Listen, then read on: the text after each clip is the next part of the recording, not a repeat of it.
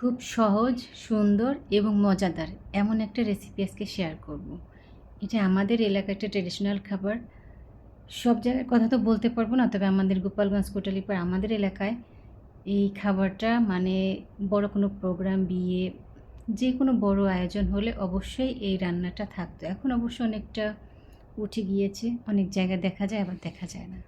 Hello viewers, আসসালামু আলাইকুম। সবাই কেমন আছেন? এটা হচ্ছে শোল মাছ। আমি ছোট ছোট করে কেটে নিয়েছি, মাছগুলো কিন্তু বড়ই ছিল। আর একটা আলুও কিন্তু আমি খুব পাতলা পাতলা করে স্লাইস করে কেটে নিয়েছি। আজকে আমি শোল মাছের ভাপাড়া করব। এজন্য মাছ আর আলুটা নিয়ে নিয়েছি, আর আমি কিন্তু সব মশলা পাটায় বেটে নিয়েছি। সরিষা, কাঁচামরিচ, শুকনো মরিচ, না সরি শুকনো কাঁচামরিচ, তারপরে হচ্ছে পেঁয়াজ, রসুন, আদা। এই যে দেখেন, মানে আমি সব কিছু পাটায় বেটে নিয়েছি, কারণ ভালো কিছু খেতে হলে অবশ্যই একটু কষ্ট করতে হবে, এটাই স্বাভাবিক। আর এখন যেটা না হলেই নয়, ভাপাড়াটা একেবারে কল্পনাই করা যাবে না, সেটা হচ্ছে সরিষার তেল আর সরিষা বাটা। তো লবণ দিয়েছি, হলুদ দিয়েছি, ধনিয়া গুঁড়ো, জিরার গুঁড়ো, যা প্রয়োজন সব কিছু দিয়ে কিন্তু আমি এখন এই যে হাতে মেখে নিচ্ছি।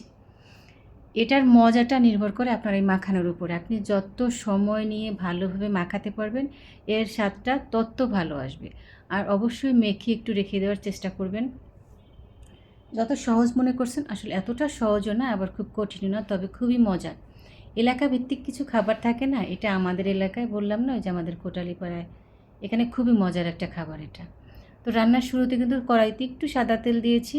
বিয়েবাড়ির রান্নার স্টাইলটা একটু অন্যরকম। তো এই শোল মাছটা তো চাষের শোল মাছ, এই জন্য আমি একটু নিজের মতন করে একটু পেঁয়াজ একটু ভেজে, তারপর একটু তেজপাতা দিয়ে একটু ফ্লেভার আনার জন্য, তারপরে সেই মেখে রাখা মাছ আর আলুটা দিয়ে দিলাম। আর এবার দিয়ে দেবো রান্নার জন্য ঝোল। আমাদের বাড়িতে, আমাদের গ্রামে আমি মানে আমাদের ছোট সময়ে দেখেছি, এখনও হয়, অতটা বেশি হয় না, কারণ এখন সব জায়গায় রোস্ট, পোলাও, বিরিয়ানি এইসবে ছেয়ে গেছে। অনেক গ্রাম বাংলার বাঙালি খাবার মানে একেবারে বিলীন হয়ে যাচ্ছে। তার মধ্যে আমাদের এই শোল মাছের ভাপাড়াটা আমাদের এলাকায়।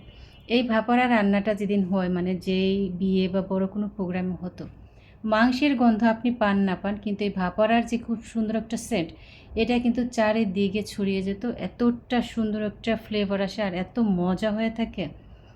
এখন ওভাবে শোল মাছ পাওয়া যায় না, তবে অন্য মাছ দিয়েও কিন্তু রান্না করে। আমার ছোট বোনের বিয়েতে আমরা কি গ্রাস কাপ না রুই মাছ দিয়ে জানি রান্না করছিল, সেটা অনেক মজা হয়েছিল।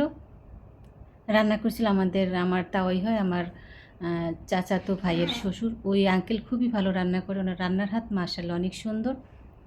আর লাস্টে যেটা না দিলেই না, সেটা হচ্ছে যে ভাজা জিরের গুঁড়ো। এই দেখেন, উপরে যখন তেল চলে আসবে, তার মানে রান্নাটা কমপ্লিট। এইভাবে একবার শোল মাছের ভাপড়া রান্না করে খেয়ে দেখবেন, একেবারে স্বাদটা মুখে লেগে থাকবে যে এত মজা হতে পারে। তো সবাই ভালো থাকবেন। আসসালামু আলাইকুম।